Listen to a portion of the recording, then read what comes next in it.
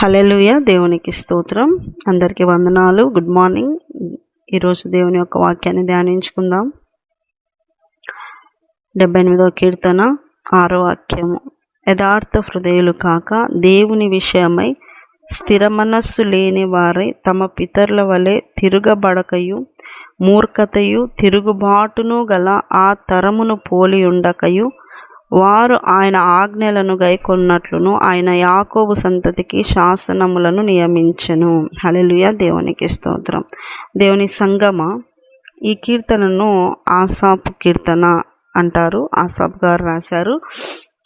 ఇందులో పితరులకు ఉండేటువంటి లక్షణాల గురించి దేవుడు మాట్లాడుతూ ఉన్నారు. పితరులు ఎలాంటి లక్షణాలు కలిగి ఉన్నారు అంటే, యథార్థత లేదు, స్థిర మనస్సు లేదు, తిరగబడేటువంటి మనస్సు, మూర్ఖత, ఇవన్నీ కలిగి దేవుణ్ణి ఎదిరించేవారుగా ఉన్నారు. వీళ్ళను పోలి ఉండకూడదని యాకోబు సంతతికి, యేసయ్యను నమ్మిన సంతతికి, దేవుని నమ్మిన బిడలకి, దేవుని అనుసరించే బిడలకి, దేవుని ప్రజలైనటువంటి వారికి దేవుడు ఏమిచ్చినాడంట అంటే ఆజ్ఞలు, శాసనములు. ఆజ్ఞలను గైకొనాలి, శాసనములను మనము అనుసరించాలి. హల్లెలూయా. పితరుల వలె ఉండొద్దు. పితరులు ఎలాంటి వాళ్ళంటే యథార్థ హృదయులు కాదు. ఇది గమనించుకోండి. పితరులు ఎలాంటి వారు? యథార్థ హృదయులు కాదు, యథార్థత లేదు, వేషధారులుగా ఉన్నారు. రెండవది, స్థిర మనస్సు లేదు. దేవుని విషయమై స్థిర మనస్సు ఉండాలి. దేవుని విషయమై ఖచ్చితమైన నిర్ణయాలు ఉండాలి. దేవుణ్ణి ఆరాధించే విషయంలో, ప్రార్థించే విషయంలో, ఆయన కొరకు పరిచర్య చేసే విషయంలో స్థిర మనస్సు కలిగి ఉండాలి. ఈ రోజున ఒక నిర్ణయము, రేపు మళ్ళీ ఒక నిర్ణయం, ఆ తర్వాత ఇంకొక నిర్ణయం. ఈరోజు ఒక చర్చ, రేపు ఇంకో చర్చ. ఈరోజు ఒకసారి ప్రార్థన చేస్తారు, ఇంకొక 4 రోజుల తర్వాత మళ్ళీ ఒకసారి ప్రార్థన చేస్తారు. ఇలా ఉండదు దేవుని పిల్లల యొక్క మనస్సు. స్థిర మనస్సు కలిగి ఉంటారు. ఒక్కసారి దేవునికి మాట ఇస్తే ఆ మాట కొరకు పోరాడి ఆయన సన్నిధిలో గడుపుతారు. ఆ సమయానికి ఖచ్చితంగా మోకరించే మనసుతో నింపబడతారు. స్థిర మనస్సు ఉండాలి.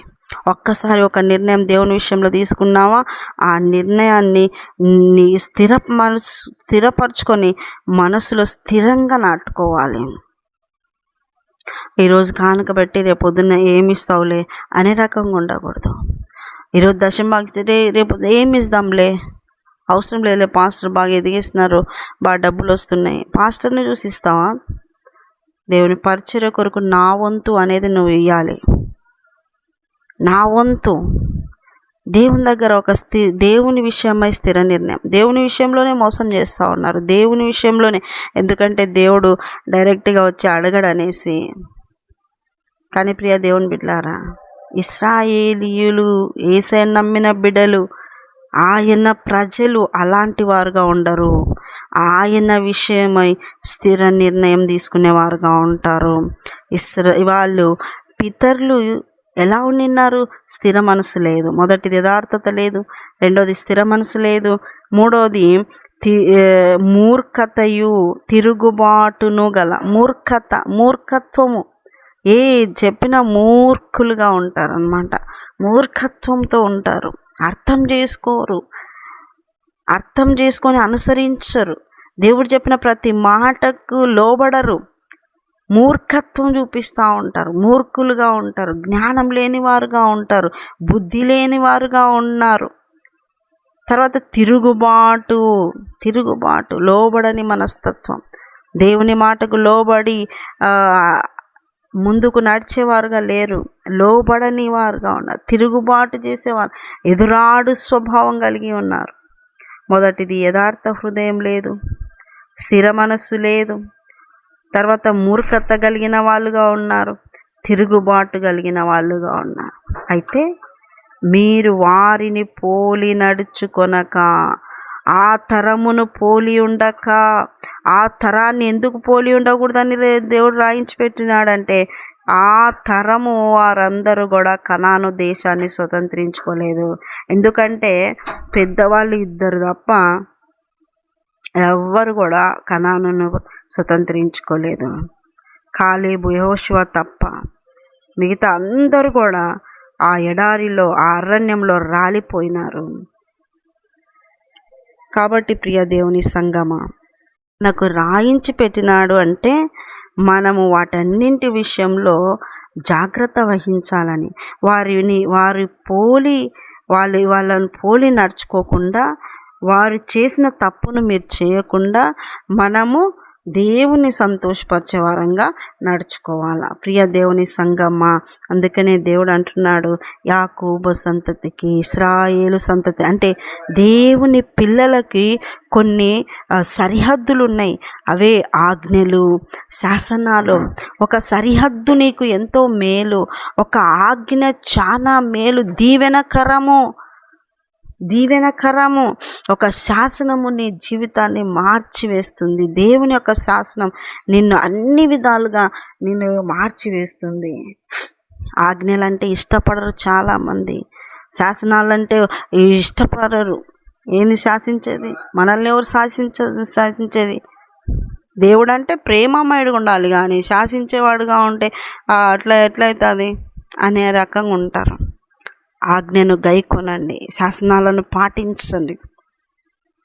దేవుని బిడ్డలారా, ఒక ఆజ్ఞ నీ జీవితాన్ని సరి చేస్తుంది. ఒక ఆజ్ఞ నీ జీవితాన్ని వృద్ధిపరుస్తుంది. ఒక ఆజ్ఞ నీ పైన నీకు దేవునికి ఇష్టంగా బ్రతికేటట్టుగా చేస్తుంది. విశ్వాసం పెరుగుతుంది. ప్రియ దేవుని సంగమా, ఈ రోజున దేవుని పిల్లలుగా మీరు ఎలా ఉండాలా? యథార్థ హృదయం కలిగి ఉండాలా, దేవుని విషయమే స్థిర మనసు కలిగి ఉండాలా, తర్వాత మూర్ఖత లేకుండా ఉండాలా, తర్వాత 4వదిగా తిరుగుబాటు లేని మనసు కలిగి ఉండాలా. తిరుగుబాటు వద్దు, దేవునికి లోబడాలి. ఈ విధంగా దేవుని పిల్లలుగా దేవుని ఆలోచన ప్రకారంగా మీ జీవితాలను మలుచుకుంటూ ముందుకు సాగాలి. దేవునికి ఇష్టంగా బ్రతకడమే నేర్చుకోవాలి. దేవుడు ఏది అనుమతించినా దానికి లోబడే మనసుతోనే ఉండాలి తప్ప ఎదురాడి ప్రశ్నించే నోరుగా మీరు నోరు ఉండకూడదు. ప్రశ్నిస్తారండి దేవుణ్ణి, అసలు ప్రశ్నించేటువంటి హక్కు కానీ ప్రశ్నించేటువంటి ఆ స్థాయి కానీ నాది లేదు. ఎందుకంటే ఆయన రాజు, ఆయన ఆకాశం అనే సింహాసనం మీద ఆసీనుడై ఉన్నాడు. ప్రతి నిమిషము నీలో ఏమి పాపము, ఆలోచనలు, ఊహలు ఉన్నాయో ఆయనకు స్పష్టంగా కనిపిస్తుంది. అటువంటి ఆయన గొప్ప దేవుడు. ఆయన ఎదురుగా నువ్వు క్షమాపణ ప్రతి క్షణము, ప్రతి నిమిషం అడగాల్సినదే తప్ప ఆయనను ప్రశ్నించేది లేదు. కృపను పట్టించి కూడా ఆయనకు స్తోత్రాలు చెల్లించే వారంగానే ఉండాల్సిందే తప్ప ప్రశ్నించే వారంగా ఉండకూడదు. ఏదో కాస్త పరిచర్య చేసి వెంటనే ప్రశ్నిస్తారు. నేను అంత పరిచర్య చేసిన ప్రభువా నా జీవితాన్ని ఇలాగే పెట్టావు. ఏదో కొంచెం చదువుతారు, ఏదో కొంచెం ఆరాధిస్తారు, ప్రార్థిస్తారు, ఆ బైబిల్ చదివి ఒక గంట గడిపినాగానే ఇంకా నేను దేవుడు నాకు గొప్ప దీవెనలు ఇస్తాడు అనుకుంటారు. సరే ఇస్తాడు, పోన్లే నా బిడ్డ అవసరం. ఒకవేళ ఇవ్వలేదనుకో, అప్పుడు నువ్వు ప్రశ్నించాల్సింది లేదు. ప్రభువా అని ఇంకా ప్రభు దగ్గర కాళ్ళ దగ్గర ఆయనను వేడుకుంటూ ఆయనను స్తుతిస్తూ ఆరాధిస్తూ ఉండేటువంటి బిడ్డగా నువ్వు ఉండాలి. కాబట్టి పితరుల వలె ఉండక, పితరులను పోలి ఉండక, ఆ తరము వారిని పోలి నడవకుండా నీవు దేవుని ఆజ్ఞల ప్రకారముగా, శాసనముల ప్రకారముగా నడుస్తూ దేవుని రాజ్యము కొరకే ఎదురు చూసే బిడ్డలుగా మీరు అందరూ కూడా మార్చబడుదురుగాక. అట్టి కృపతో దేవుడు మీ వాళ్ళందరినీ నింపునుగాక. ఆమె చిన్న ప్రార్థన చేసుకున్న యేసయ్య నీకు వందనాలు. విన్నవారిని దీవించండి, ఆశించండి నాయన, ఆయురారోగ్యాల్లో ఇచ్చండి అయ్యా. నాయన నా తండ్రి యథార్థతను విడిచిపెట్టక నాయన లోబడుతూ మనసు స్థిరంగా ఉంచుకొని నీ మార్గములో నాయన వెనుతిరగకుండా ముందుకు సాగే కృపను దయచేయాల్సిందిగా ప్రార్థిస్తూ, రాకడకై సిద్ధపరచాల్సిందిగా ప్రార్థిస్తూ యేసు పరిశుద్ధ నామములో అడుగుతున్నాం మా తండ్రి. Amen, amen, amen. యేసు రక్తమే జయం, సిలువ రక్తమే జయం. ప్రవేశ నామానికి సంపూర్ణ విజయం కలుగునుగాక. Amen, amen, amen. Good morning. Praise Lord. దేవుడు మళ్ళీ దీవించి ఆశీర్వదించునుగాక. ఆమెన్.